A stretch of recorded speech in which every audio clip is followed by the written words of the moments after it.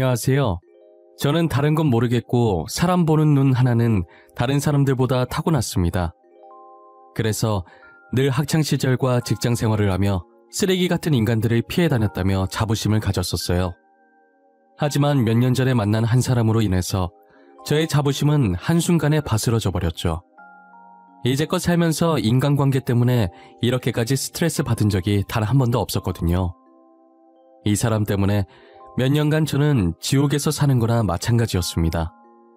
저는 어릴 때 부유하진 않았지만 그렇다고 가난하지도 않은 정말 평범한 집안에서 자랐어요.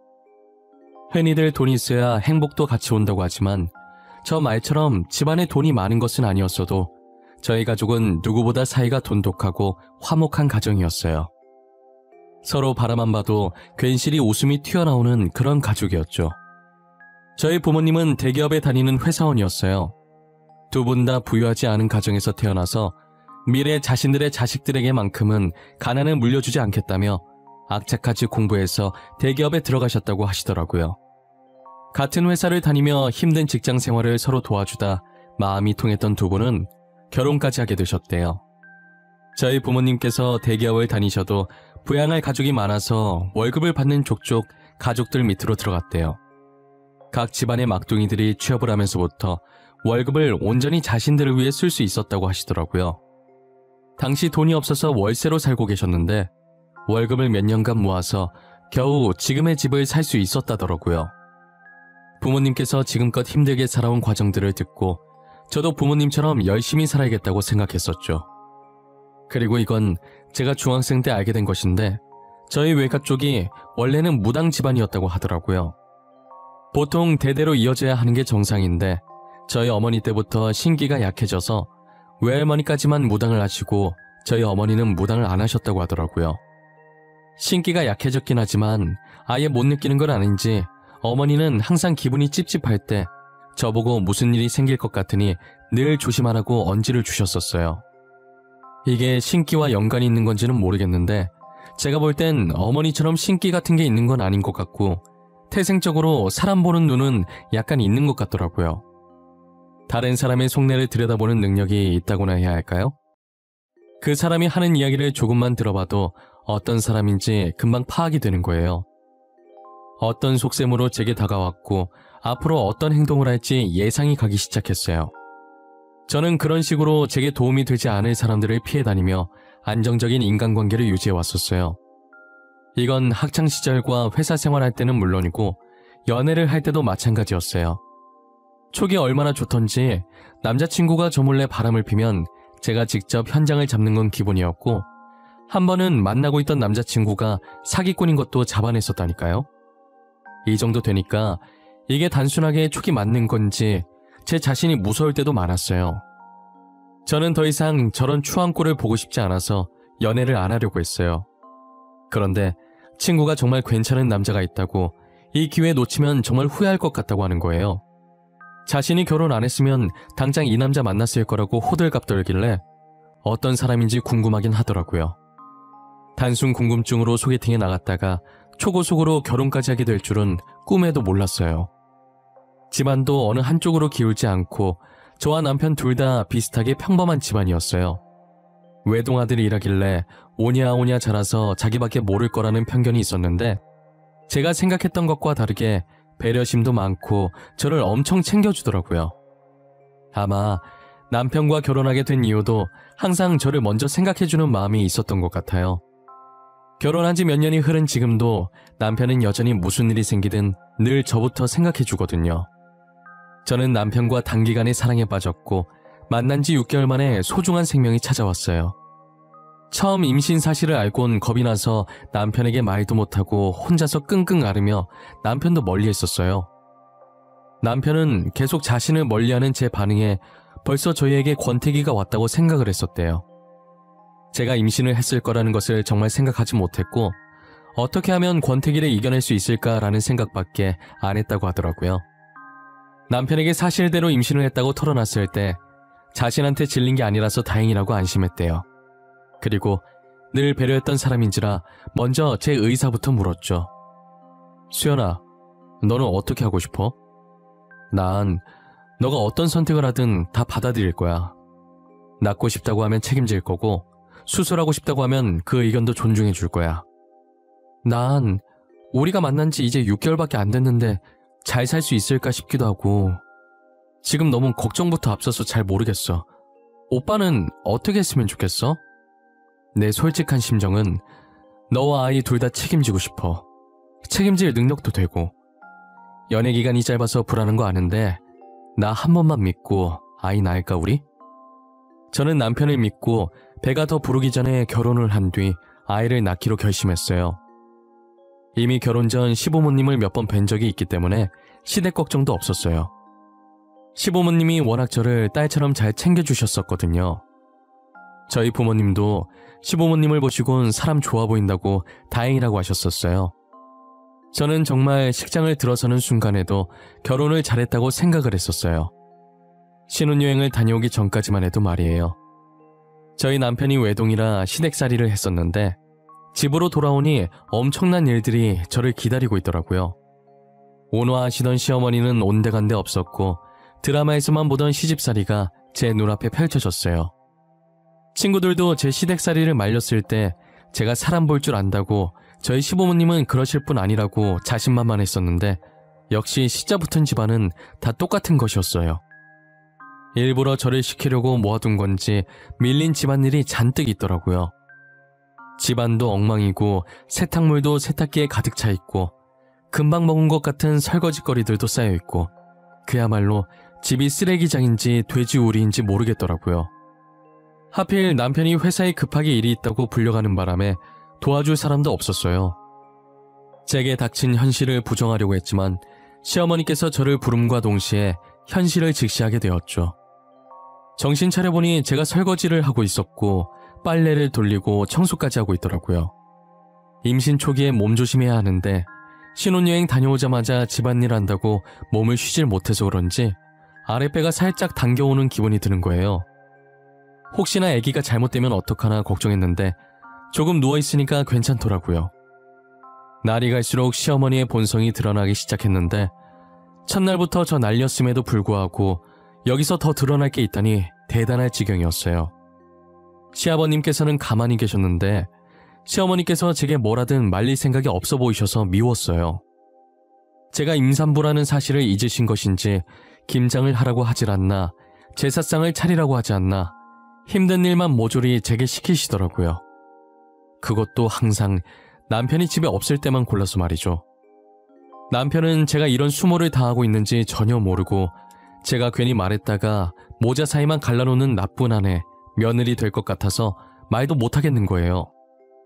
제가 시어머니 때문에 밤마다 남편 몰래 얼마나 울었는지 몰라요. 남편은 제게 한결같이 잘해주는데 남편만 믿고 이 결혼을 이어가도 되는 건지 확신이 안 서더라고요. 그렇다고 분가를 하자니 나이 드신 시부모님 걱정이 되는 건 어쩔 수 없었어요. 혼자서 결혼 생활을 이어갈지 말지 고민하던 와중에 병원에서 연락이 온 거예요. 친정아버지께서 사고를 당하셨는데 머리를 크게 다치셔서 지금 사경을 헤매고 계신데요. 저는 분명히 오전까지 웃으며 전화했던 분인데 간호사가 다른 환자랑 착각해서 잘못 전화한 걸 거라고 아버지 무사하실 거라고 남편과 함께 병원 가는 내내 속으로 몇 번이고 되뇌었는지 몰라요. 남편도 너무 놀라서 운전이 손에 안 잡힐 것 같던지 바로 택시를 잡더라고요. 불안해하는 제 모습을 보고 남편은 어차피 지금 어떤 말을 하든 제게 안 들릴 걸 아는지 아무 말 없이 자신의 따뜻한 손으로 조용히 제 어깨만 감싸주더라고요. 택시에서 내리자마자 다리가 떨리기 시작하더니 말을 제대로 듣지 않더라고요.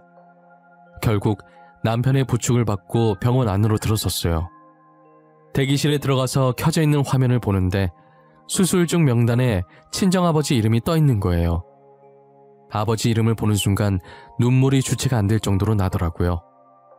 수연아, 괜찮을 거야. 수술하면 다 괜찮아지실 거야. 너무 걱정하지 말자. 아버님 강한 분이시잖아. 그러니까 잘 이겨낼 수 있게 씩씩하게 기다리고 있자. 응? 오빠, 나 아직 아빠한테 효도도 못 해드렸는데 어떡해? 아빠랑 하고 싶은 게 너무 많이 남았는데 어떡하냐고.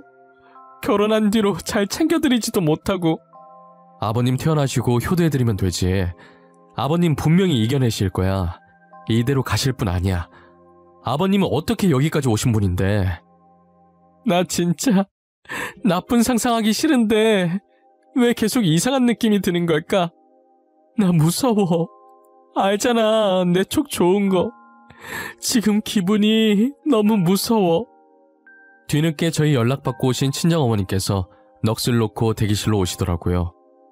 대기실에 앉아있는 저희를 보자마자 다 자기 잘못이라고 주저앉으시더라고요. 다 내 잘못이야. 수연아, 나 때문에 네 아빠가 어쩌면 좋니? 내가 나가지 말라고 더 세게 말렸어야 했는데 다 내 탓이야. 엄마, 그게 무슨 말이야? 엄마 잘못이라니. 엄마가 사고 낸 것도 아니잖아. 이게 어떻게 엄마 잘못이야. 운전자가 잘못한 거지. 내가 바나나 먹고 싶다고 하지만 않았어도 이런 일 없었을 거야. 바나나가 먹고 싶다고 입 밖으로 내뱉는 순간 이상한 기분이 들더라고. 그래서 나가지 말라고 했는데. 저녁을 먹고 바나나 먹고 싶다는 친정어머니의 말에 친정아버지께서 나갈 준비를 하셨다고 하더라고요. 평소에 두 분이 사이가 워낙 좋았던지라 이 말만 들었을 땐 평소와 다를 게 없었어요. 하지만 친정아버지께서 나갈 준비를 할 때 친정어머니께서 알 수 없는 느낌을 받았다고 하시는 거예요. 제가 초반에 친정어머니께서 약간의 신기가 있다고 말했었잖아요. 이상한 느낌을 받고 친정아버지가 못 가게 잡았는데 별일 없을 것이라고 집안 마트 잠깐 가는데 그 사이에 뭔 일이 생기겠냐고 하고 나갔다는 거예요. 저희 친정 아파트 단지에서 바로 길 건너면 대형마트가 있었거든요.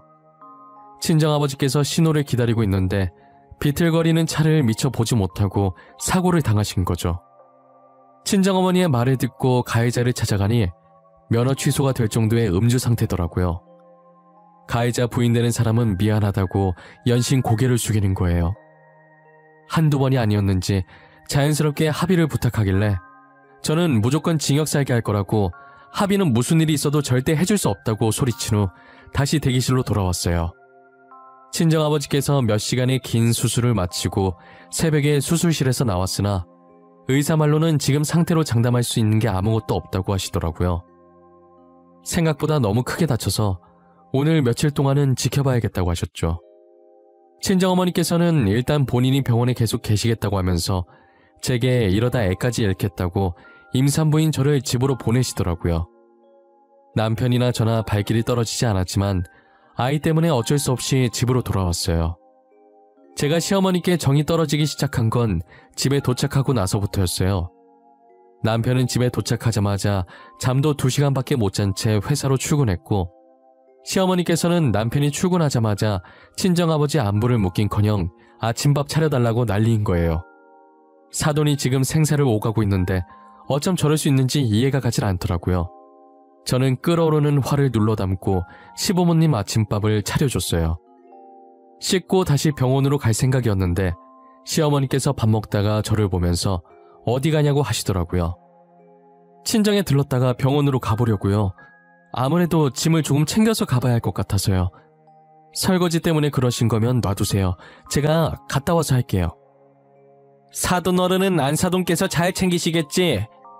너 시집간 딸은 출가 외인이다. 이 말도 모르니? 이제 너는 우리 집 식구인데 우리는 안 챙기고 지금 누굴 챙기는 거야? 제가 누굴 챙기다니요. 저희 부모님 챙기는 거죠. 결혼했다고 해서 낳아주신 부모님이 남 되는 건 아니잖아요. 이제는 우리 사람인데 그 사람들이랑은 남이나 마찬가지지. 임신한 애가 집에나 있을 것이지 어딜 나간다는 거야? 너 임신한 것도 거짓말이지? 어머님, 저는 여기 있어도 일만 해요. 언제는 절 임산부 취급이나 해주셨어요? 저 여기 있는 것보다 차라리 나가서 저희 아버지 병간호 하는 게 훨씬 마음 편해요. 제가 한 말들 중에 틀린 말이 하나도 없자 시어머니 얼굴이 울그락불그락해지더라고요. 그러더니 말로는 안 될 것 같았는지 들고 있던 숟가락을 놓고 제게 와서 뺨을 내려치시는 거예요. 시아버지께서도 밥 먹다가 놀라셨는지 이게 무슨 짓이냐고 시어머니께 소리를 치셨어요.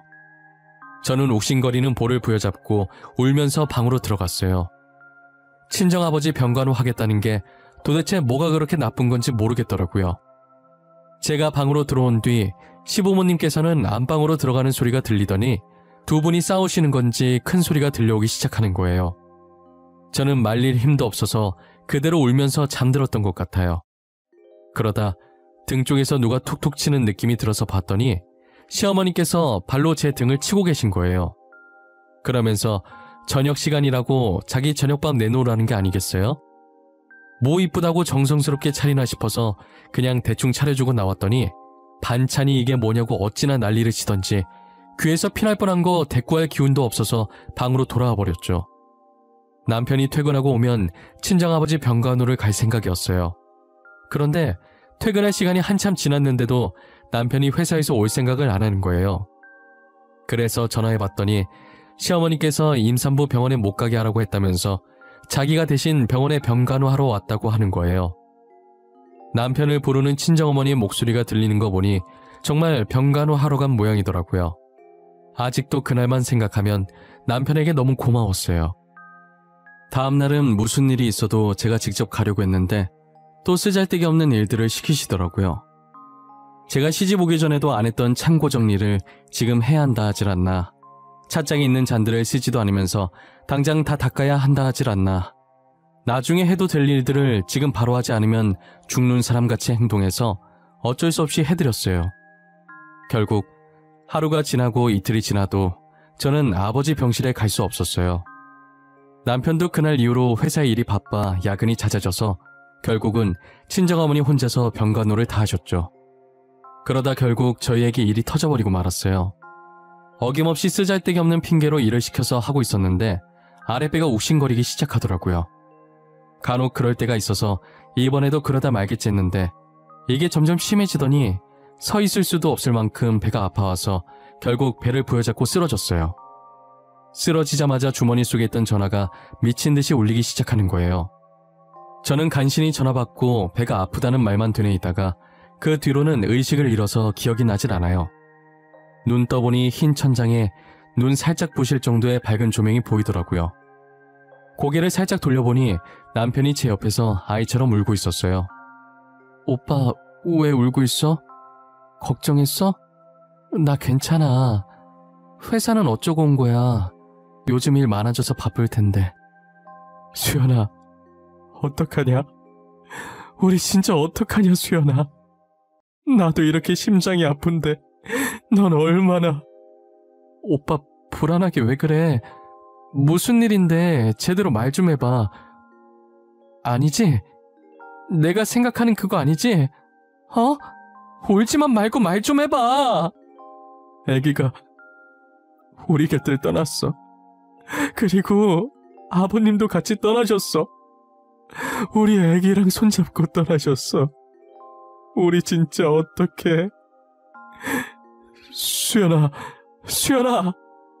저는 남편의 말에 충격을 받아서 그대로 의식을 잃었어요. 뱃속에 있던 아기도 떠나보냈는데 거기다 친정아버지까지 떠나보낸 거예요. 제가 쓰러질 때 전화 왔던 게 친정아버지 부고를 제가 알리려고 저희 친정어머니께서 전화하셨던 거예요. 친정어머니는 배 아프다는 제 말에 아이가 잘못될 거라는 걸 직감하고 구급차를 부르려고 했는데 집 주소를 몰라서 남편한테 전화를 했다고 하시더라고요. 시어머니에게 불려다녀 끝끝내 친정아버지 병실에 가보지도 못했고 아이까지 떠나보냈어요.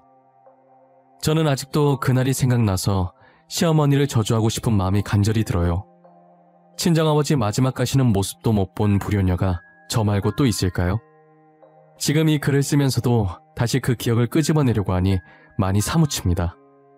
시간을 되돌릴 수 있다면 얼마나 좋을까요? 시어머니께서는 저희 친정아버지 장례식장에 와서도 제 속을 뒤집어 놓으셨어요. 자기가 일 시켜서 유산하게 됐는데 뻔뻔하게 제 멱살을 잡으면서 자기 손주 살려내라고 소리치더라고요. 친정어머니와 남편이 달려와 지금 뭐하는 짓이냐고 시어머니 손을 떼면서 일단락되는 줄 알았는데 그 자리에 주저앉으면서 장례식장 떠나가라 우시는 게 아니겠어요? 조문 온 사람들이 다 저희 쪽으로 쳐다보니까 결국 남편이 시어머니를 밖으로 끌어냈어요. 장례식이 끝나고도 시부모 잘못 만나 꼬이기 시작한 제 인생이 안타까워서 눈물이 멈추질 않더라고요. 솔직한 심정으로는 그 당시에 모든 걸 다 포기하고 친정아버지 곁으로 가려고 했었어요. 친정아버지도 잃고 소중한 제 아이도 잃었는데 과연 제가 계속 살고 싶은 마음이 있었을까요? 하지만 홀로 남은 친정어머니가 생각나 다시 마음을 다잡고 살아보자고 생각했죠. 제가 마음을 다잡은 지 얼마 지나지 않아 시아버지께서 병에 걸리신 거예요. 간암 말기로 이미 암 진행이 많이 된 상태라 수술을 할 수 없을 정도라고 하시더라고요. 남편은 자신의 부모님이니 애초에 저한테 부탁할 생각조차 하지 않았고 자신이 휴직을 쓰든 해서 병간호를 하겠다고 했어요. 그 소리를 들은 시어머니께서 당연히 가만히 계실 리가 없었죠. 집에서 버젓이 놀고 있는 사람이 있는데 왜 네가 휴직을 쓰니? 너가 일 안 하면 우리 집 뭐 해먹고 살라는 거야? 제가 모아둔 돈 있어요. 당분간 그거 가지고 생활하셔도 충분해요. 그리고 집에서 놀고 있는 사람이 어디 있어요? 어디 있긴. 일 안 하고 집에서 놀고 먹는 니네 마누라 있잖아. 이제 며느리도 우리 집 식구인데 며느리가 시아버지 모셔야지 왜 엄한 사람이 휴직을 한대? 어머니, 집사람 임신했다는 핑계로 장인어른 병간호 못하게 해놓고 지금 남의 아버지 병간호를 시키겠다고요? 말이 되는 소리를 하세요. 그리고 어머님, 제가 집에서 논다고요? 저 이 집에 시집와서 단 한 번도 놀아본 적 없어요. 제가 유산한 건 어머님 때문이에요. 알아요? 그날도 괜히 안 해도 될 일을 시켜서 그렇게 된 거잖아요. 시어머니께서 저를 계속 집에서 아무것도 안 하는 식충이 취급을 하길래 저도 화가 난 나머지 이때까지 시어머니께 겪었던 수모들을 남편에게 말하기 시작했어요. 제가 말을 하면 할수록 남편의 표정이 점점 굳어가더라고요. 남편에게 전화해서 임산부 병원 못 가게 하라고 한 것도 일부러 친정아버지 병간호 못하게 하려고 그런 것이었다고 하자 남편은 경멸에 가득 찬 눈으로 시어머니를 쳐다봤어요. 시어머니 얼굴은 하얗게 질려서 흔들리는 눈으로 딴 곳만 쳐다보고 계시더라고요. 어머니 제정신이에요? 사람이 어떻게 그래요? 어머니 원래 그런 사람이었어요? 저희 연애할 땐 수연이 딸처럼 잘해주시더니 다 연기하신 거였냐고요? 아들아, 내 말도 좀 들어보거라. 이거 다 오해야, 어? 내가 딸은 출가 외인이라는 말을 한 건 맞는데 듣기 싫어요. 집사람 아끼는 마음이 걱정돼서 그러신 줄 알았는데 일부러 못 가게 하신 거였어요? 나중에 장인어른 얼굴 어떻게 보려고 이래요? 결국 어머니 때문에 저희 애까지... 어머님, 그 와중에 변명하시려고 하신 거예요? 제가 한 말 중에 과장된 말 하나도 없어요. 그리고 저희 애 어머님께서 그렇게 만들어 놓고 장례식에서 어쩜 그렇게 뻔뻔하게 저한테 그러세요? 그럼 아버님 장례식에 와서 손주 살려내라고 소리 지르던 것도 다 연기였어요? 저 이제 어머니가 무서워요. 다시는 보고 싶지 않아요. 저희 분가할 거고 아버지도 어머니께서 모시세요. 남편은 그간 제가 당한 고통이 이것과는 비교도 안 되겠지만 반의 반만이라도 느껴보라고 하면서 시아버지의 병간호를 시어머니께 맡기시고 연을 끊어버렸어요. 저희는 그 길로 집에 돌아와 짐을 정리하고 분가를 해서 둘이서 살기 시작했죠. 저는 가끔씩 친정아버지와 아이가 떠나던 날을 생각하며 울었어요. 남편은 그럴 때마다 아무 말 하지 않고 저를 감싸주면서 같이 울어주었죠. 시어머니와 함께 살지 않으니 숨통이 트이는 기분이었어요. 그렇게 1년 정도 살다 보니 늘 제 곁을 지켜주는 남편 덕분에 아팠던 기억도 이젠 어느 정도 아물고 더 이상 아프진 않지만 지워지지 않는 흉터로 여전히 남아있더라고요. 모닝커피를 마시다 문득 쎄한 기분이 한순간에 저를 덮치더라고요. 저는 곧장 방에 들어가 남편에게 잊고 있었던 시아버지의 상태를 물어왔어요. 제 물음에 귀신을 속여도 저는 못 속이겠다고 하면서 웃길래 왜 그러냐고 했더니 안 그래도 방금 전화로 부고 소식 들었는데 끊자마자 제가 방으로 들어왔다는 거예요. 가끔 저도 이런 쪽으로 제 촉이 맞을 때마다 깜짝깜짝 놀라곤 해요. 남편이 저보고 같이 가겠냐고 물어보길래 시아버지께서 제게 뭔 짓을 한 건 아니지만 시어머니를 말려주시지 않아서 좋은 감정이 있었던 게 아니라 안 가겠다고 했어요. 남편은 장례식을 마치고 돌아와서는 헛웃음을 치더라고요. 아버님 잘 보내드리고 왔어? 뭐야? 거기서 무슨 일 있었어? 왜 혼자서 헛웃음을 치고 있어? 아버지 사망보험금 있잖아. 그거 다 나한테 왔다? 원래 어머니한테 가야 되잖아. 근데 나한테 왔어. 그리고 아버지께서 남기신 재산도 다 나한테 왔다? 웃기지? 그래? 하나뿐인 아들한테 주시고 싶으셨나 보다. 어머님이랑 아버님도 사이가 안 좋으셨나 봐? 그러니까 어머님한테는 하나도 안 남기고 오빠한테 주셨겠지. 아버지께서 나랑 너한테 편지 남기셨거든? 나한테 주신 편지 읽어보는데 가관이더라. 여기 수연이 너한테 남긴 편지도 있어. 읽어봐.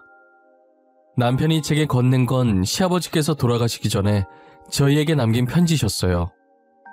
돌아가시기 직전에 저희에게 남기신 듯 평소 정갈하던 글씨가 삐뚤빼뚤했어요. 그동안 저와 지내면서 미안했던 감정들을 편지에 담으셨더라고요. 평소 시어머니께서 성격이 보통이 아니시라 시어머니를 말리게 되면 집안 살림이 다 날아갈까봐 시어머니께서 제게 못되게 굴어도 말리지 못했다고 하더라고요. 제가 뺨을 맞고 처음으로 화내신 날 안방에 들어가시더니 두 분이서 싸우는 소리가 들렸다고 했잖아요. 그날도 안방에 있던 물건들을 시아버님께 던지고 소리 지르고 난리가 났다고 하시더라고요. 그동안 시어머니께서 제게 행했던 행동들이 너무 못해서 가남이라는 소식을 듣자마자 사망보험금과 전재산 수령인을 남편에게 돌려놨더라고요. 그리고 그 돈을 저와 남편이 반반씩 나눠 가지라고 자신이 주는 처음이자 마지막 용돈이라고 하시면서요. 저는 그 삐뚤빼뚤한 편지를 읽고 엄청 울었던 것 같아요. 시아버지 장례식에 갈 걸 그랬다며 후회하기도 했었죠. 저는 시아버지의 편지를 읽고 울기 바빴는데 뒤이어 들리는 남편의 말에 울음이 쏙 들어가더라고요. 시아버지께서 남편에게 남긴 편지 내용은 정말 기가 막혔어요. 시어머니께서 시아버지를 제대로 돌보지도 않았고 생각보다 시아버지께서 오래 살게 되자 입에 담을 수 없을 악담을 퍼부었다고 하더라고요. 남편이 영 끊기면서 생활비도 끊어버리자 돈이 없다며 사망보험금을 자기한테 달라고 했다는 거예요. 이게 죽을 날 받아놓은 사람에게 할 소리냔 말이에요. 저는 남편의 말에 믿기지 않아서 직접 편지를 봤는데 진짜 열불이 나더라고요. 남편도 진작에 영 끊길 잘했다고 더 이상 어머니 없는 셈 칠 거라고 하더라고요. 어떻게 사람의 탈을 쓰고 아픈 사람에게 저런 말을 할 수 있을까요? 제가 아무리 이해해보려고 해도 절대 이해할 수 없는 행동이었어요. 시어머니께서는 가족들 다 등 돌린 지금 혼자 남아서 본인이 무엇을 잘못했는지 곰곰이 생각해보고 지난 날들을 반성했으면 좋겠어요. 시간이 참 빠르게 지나간다고 느끼는 게 벌써 시아버지께서 돌아가신 지 3년이 되었어요. 3년의 시간이 흐를 동안 시어머니께서 뭐라고 지내시는지는 아무도 몰라요. 저희 가족도 시아버지께서 주신 돈 가지고 다른 곳으로 이사를 가버렸거든요. 현재 저희 부부는 친정어머니를 모시고 3명이서 살고 있어요. 고맙게도 남편이 먼저 같이 사는 게 어떻겠냐고 제안을 하더라고요. 저는 시부모 복은 없었지만 남편 복 하나는 정말 좋은 것 같아요. 그동안 저희에게 다시 찾아온 인연이 없었는데 며칠 전에 병원에서 기쁜 소식을 들었어요. 4년 만에 제 뱃속에 새로운 생명이 자리 잡았다는 소식을요. 저희 곁을 잠시 떠났던 아이가 4년 동안 길을 잃어서 이제서야 다시 찾아와 준 거라고 생각하려고요. 이제 나쁜 기억들은 다 잊고 제 곁에 남아있는 사람들과 좋은 추억 만들어 나가려고 합니다. 이 사연을 보시는 모든 분들도 저처럼 힘든 일이 있더라도 이겨내시고 좋은 일들만, 웃음이 가득한 일들만 가득하시길 바랍니다. 감사합니다.